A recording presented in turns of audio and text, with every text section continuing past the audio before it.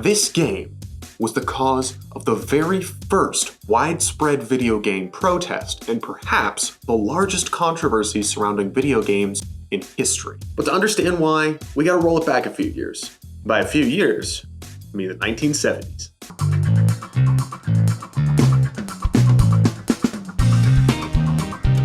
Now, this infamous game isn't the first one to ever cause controversy. No. That title belongs to Atari's 1973 arcade cabinet, Gotcha. Now, there's nothing really inherently wrong with this game itself. It's considered one of the first maze video games, preceding the likes of Pac-Man or Wizard of War. Gotcha was an exclusively two-player game, whereas one player traversed an ever-changing maze in the attempt to catch the second player. So apparently, the story goes that the main product designer at Atari, George Faraco, was told a joke about how joysticks are rather phallic in nature, and that Atari should create a game with female controls. So what did this mad lad do? He made the frickin' joysticks boobies. Now you might say that, oh, this is probably just a coincidence, it was the 70s, they were trying things out. No, Faraco and his coworkers have all stated that, yeah, this was an intentional decision. The ad for Gotcha even has a dude grabbing a woman in a nightgown. Needless to say, a relatively controversial decision. But in the end, Gotcha was nothing more than a footnote in the history of gaming. It was really the first big controversy, but it wasn't really any bigger than that. It didn't cause any crazy, massive, widespread panic. The design was swiftly changed over to just two standard joysticks in production, and Gotcha didn't really receive all that much attention, as the industry was more concerned with Pong clones at the time. It wasn't until 1976 that video game controversy hit its stride. A company by the name of Exidy released a single cabinet that year, a game by the name of Death Race. Now the cabinet features two steering wheels along with forward and reverse gear shifts, two corresponding pedals to control speed, as well as some dastardly sweet art. I mean, seriously, look at that gorgeous marquee and the complementing bezel. It's just gorgeous. In my opinion, one of the prettiest cabinets from the era, topped perhaps only by Seawolf. The object of the game is to run down as many gremlins as you can before time runs out. When you hit one of these gremlins, which are represented by small stick figures, they then turn into tombstones which the player must avoid. It's kind of like a wacky version of Snake, where the better the player does, the harder it gets to navigate the playfield. By today's standards of Death Race is pretty damn tame. But in 1976, it was one of the very first games to explicitly depict violence in such a way, especially with enemies that are humanoid shaped. Up to the point, we mostly had games that didn't really have set enemies like Pong, or the enemies were space invaders and UFOs. Nothing that was inherently human in form. Pretty sure the working title of the game, being Pedestrian, didn't really help all that much either. If you drive LA traffic, and I'm a deliverer myself, you get tired of pedestrians, and these little things, kind of remind me of pedestrians. Media outlets went wild with this, claiming that there was a new arcade game out that glorified and taught vehicular violence. Right? It's not a Volkswagen, it's not a Christmas tree. Right? It's a human being. Is it harmful? To the extent that it again sanctions practice, training, learning how to hurt, kill other people, it sets the stage for when people are instigated to aggression to use those skills that they have. Whether or not those running, dodging robots are meant to represent people, it is agreed that they are turned into tombstones, and they do shriek when the hard-driving operator scores a bullseye. Got him. Come on, guys, it clearly states that these are gremlins. These are not pedestrians, these are gremlins. The hysteria grew so much that it even inspired 60 Minutes to do an entire episode about the psychological effects of video games on youth. All of this resulted in Death Race's banning after the very first widespread media protest of a video game in history. This halted production, and in the end, they only really produced around 1,000 cabinets. But as infamy and fame are oh so closely tied together, sales for Death Race went through the roof. Unfortunately, there just was not the supply to meet the demand. And nowadays, there really aren't that many cabinets out there. As the years went on, the 2600 appeared, bringing video games into everybody's living room, with the likes of Pitfall and Space Invaders and Centipede. And then we had E.T. and Atari Atari went down the poopers, and it seemed that video games were just another dying fad. In the mid-1980s, we had a video game renaissance with the release of the Nintendo Famicom in Japan that then came over as the Nintendo Entertainment System in the US and other countries. Everybody who was anyone developed a game for the NES. All sorts of companies, from Parker Bros. Board game companies to Domino's Pizza. We had Yo Noid. And with this newfound renaissance and better, improved technology, titles that people remembered fondly from the past were brought back in new forms. And Death Race was no exception. In 1990, American Game Cartridges Inc. produced Death Race for the Nintendo Entertainment System. It's a pretty weird looking cartridge. Almost looks bootleg, because technically it kind of is. American Game Cartridges Inc. was a third-party producer, sort of like those Tengen cartridges. These were not the patented Nintendo-regulated cartridges. This cartridge is relatively hard to come by now, requesting a relatively pretty penny for an NES game. At Nostalgic Video Games, we always have people coming in and selling us tons of stuff. A lot of times, stuff that we haven't really seen before. And when Death Race came in, I recognized the name. I knew there was an arcade game that had some relative controversy around it, but what I didn't know is that it received an NES port. So I wanted to ask the question, is this game expensive because it's hard to find? Is it expensive because it's related to the controversy of that very first video game protest? Or is it expensive because it's good? And as a game that we don't see very often at Nostalgic, and I have never actually seen personally, I wanted to make a video about it. Give it a try, archive it, because this quaint little bootleg cartridge with the ripped off Void stickers on the back is a piece of history. And that's what I find so fascinating about retro gaming in general. After all, these aren't just computer chips in plastic cases, they're slices of history. And Death Race has a long and storied one.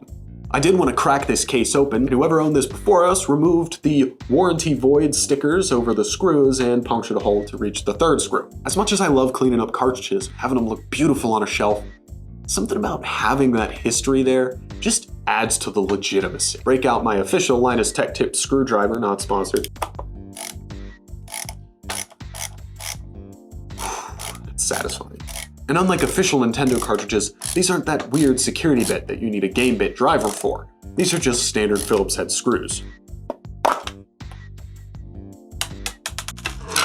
So upon opening it, you can see that the board is stamped with copyright 1990 AGCI.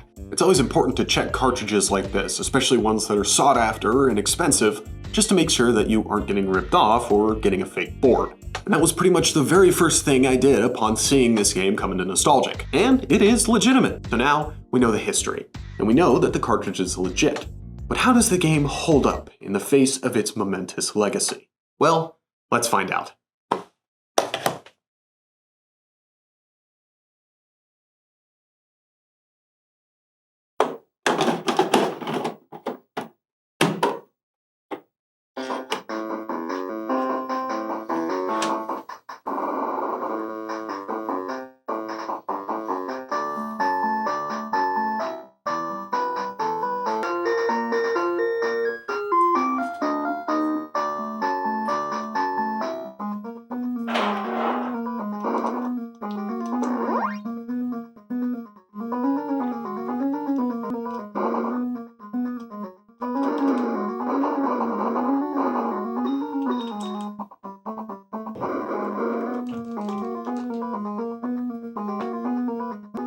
So, controlling this is strange. It feels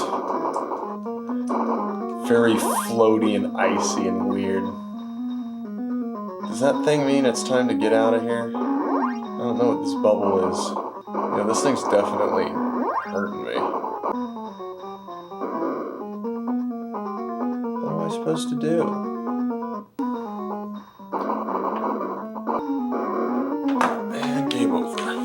So much like fighting games on the PS1, this was really hurting my thumb with the D-pad, so we're breaking out the NES Advantage here.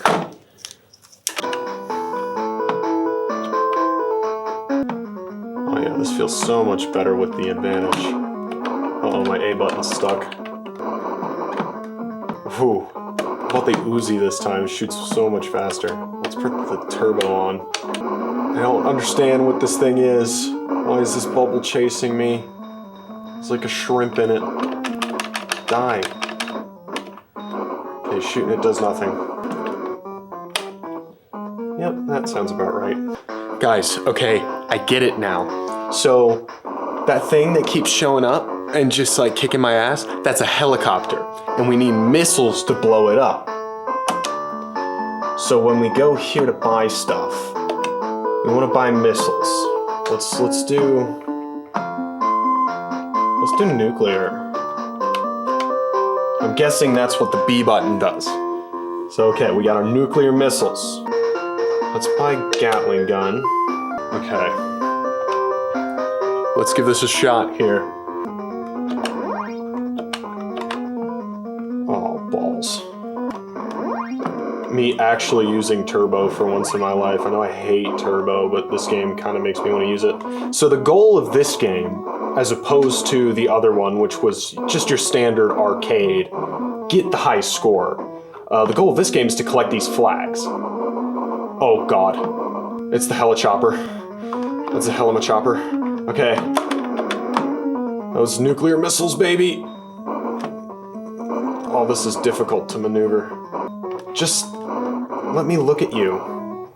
No! The flag is right there. Balls. Okay, but we got it now. We get it. We know what we're supposed to do. Let's do rookie because I'm bad at games. Okay, so we need missiles. Let's do the Spency ones. Ooh, turn radius. Yeah, that's good. Alright, let's go, baby. This is the winning. Oh, turn radius is so much better now. Oh yeah, that's so much better. Whoa, we're flying. Yeah, so the goal is to get flags, and those flags are like keys that open the door to the next level. Oh my god. This is almost as hard as actually driving for real. Boom, flag. Let's go. Let's get out of here. That's the first level passed. Let's go. 6 kills, 1 flag. Okay, let's buy big Spency gun. Yeah, this game is pretty violent. Guns on cars. They made this more violent than the original arcade version, which is really funny. Ooh, Kilroy, Cat's Paw, Pitball. These are all expensive. I have nuclear engine. We're doing it. All right, let's go, baby.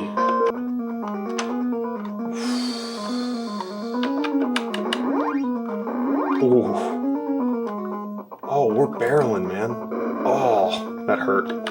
So what I've found so far is that the guns are kind of hard to use. They're hard to aim properly, and you don't actually see your projectile. I find it easier to just run into them. Oh, there's a flag. Oh, and a helichopper.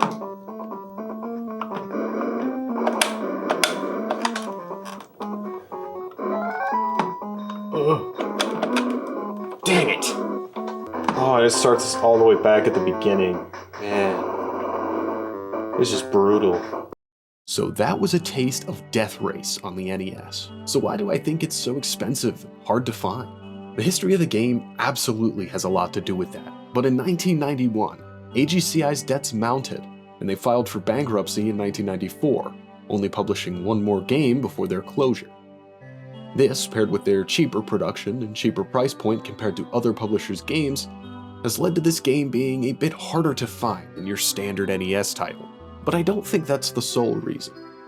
Of course, the history behind Death Race and the original arcade game it was based on, including its publicized controversy, lend a level of sentimentality, nostalgia, and interest in the game.